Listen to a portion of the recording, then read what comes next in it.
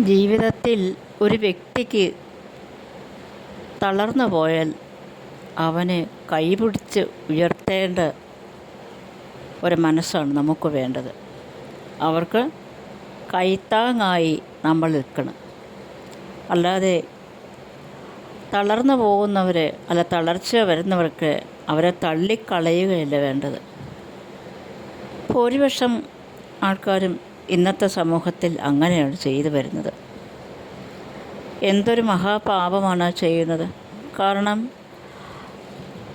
ഒരു തളർച്ച വന്നാൽ നമ്മൾ അവർക്ക് കൈത്താങ്ങായി നിൽക്കുകയും അവരെ നമ്മളാലാകും വിധം സഹായിക്കുകയും അവരോടൊപ്പം സഹകരിക്കുകയും അവരെ സ്നേഹിക്കുകയും ചെയ്യേണ്ടതാണ്. അതാണ് നമ്മൾ ചെയ്യേണ്ട കർമ്മം. ഒരു കുടുംബത്തിൽ തന്നെ മിത്രങ്ങളെ പോലും അവർക്കൊരു സാമ്പത്തികമായൊരു ക്ഷീണം വന്നാലോ അല്ലെങ്കിൽ അവർക്ക് രോഗം വന്നാലോ ഒക്കെ അവരെ അങ്ങ് തള്ളിക്കളയുകയാണ് ചെയ്യുന്നത്. അവരെ ശ്രദ്ധിക്കാതെ അവരെ അകറ്റി നിർത്തുന്ന ഒരു പ്രവണതയാണിപ്പോൾ കണ്ടുവരുന്നത്. അത് ശരിയായ രീതിയാണോ? ഒരിക്കലുമല്ല. അങ്ങനെ ഒരിക്കലും നമ്മൾ ചെയ്യാൻ പാടില്ല.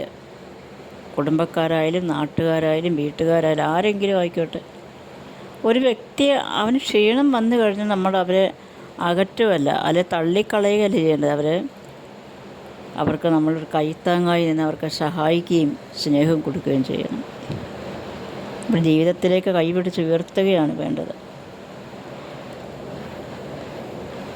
നമ്മളോടൊപ്പം സഹകരിക്കുകയും നമ്മളെ സ്നേഹിക്കുകയും ചെയ്ത ആൾക്കാർക്ക് പെട്ടെന്നൊരു ക്ഷീണം വന്നാൽ ഒരിക്കലും അവരെ തള്ളിപ്പറയരുത്, അല്ലെങ്കിൽ അവരെ അകറ്റി നിർത്തരുത്. അവരോടൊപ്പം നിന്ന് അവർക്ക് സ്നേഹവും അവരോടൊപ്പം നമ്മൾ സഹകരിക്കുകയും അവർക്ക് വേണ്ടതെന്താണെന്ന് നമ്മളാകും വിധം സഹായം അവർക്ക് ചെയ്യുകയും ചെയ്യണം. അതാണ് വേണ്ടത്. അല്ലാതെ അവരെ തള്ളിക്കളഞ്ഞിട്ട് പുതിയ പുതിയ കൂട്ടുകാരെ തേടിപ്പോവോ പുതിയ പുതിയ ബന്ധുക്കളെ തേടിപ്പോവോ അല്ല വേണ്ടത്. നമ്മളെ സ്നേഹിച്ചവരെ നമ്മളൊരിക്കലും തള്ളിക്കളയാൻ പാടില്ല. അവരെ നമ്മളോട് ചേർത്ത് നിർത്തുകയാണ് വേണ്ടത്. അതെന്നും അങ്ങനെ തന്നെയായിരിക്കണം.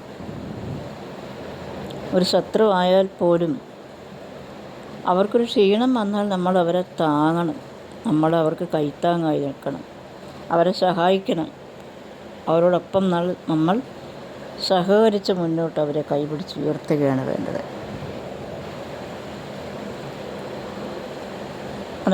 അത് തളരുന്ന ഒരു മനുഷ്യനെ നമ്മൾ ഒരിക്കലും തള്ളിക്കളയാൻ പാടില്ല. ആ ഒരു വാക്കാണ് എനിക്ക് പറയാനുള്ളത്.